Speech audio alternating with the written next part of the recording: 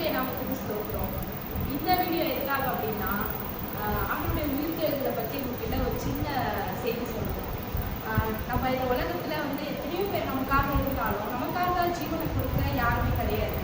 உனக்காக நான் உயிரை தருவேன்னு சொல்கிறவங்களாம் நமக்காக உயிரை தரவே மாட்டாங்க. ஆனால் இயேசு கிறிஸ்து மாத்திரம் தான் நமக்காக இந்த உலகத்தில் வந்து பிறந்து நமக்காக தம்முடைய ஜீவனை, நம்மளுடைய பாவங்களுக்காக தம்முடைய ஜீவனை கொடுத்து மரித்தவராய் அல்ல, 3ஆம் நாள் கூட உயிரோடு கூட இருந்து இந்த நாள் முதல் கொண்டு அவர் ஜீவனோடு கூட இருக்கிறாரு. அதை நினைத்து இந்த பாடல். கீதம் கீதம் ஜெய ஜெய கீதம் கை கொட்டி பாட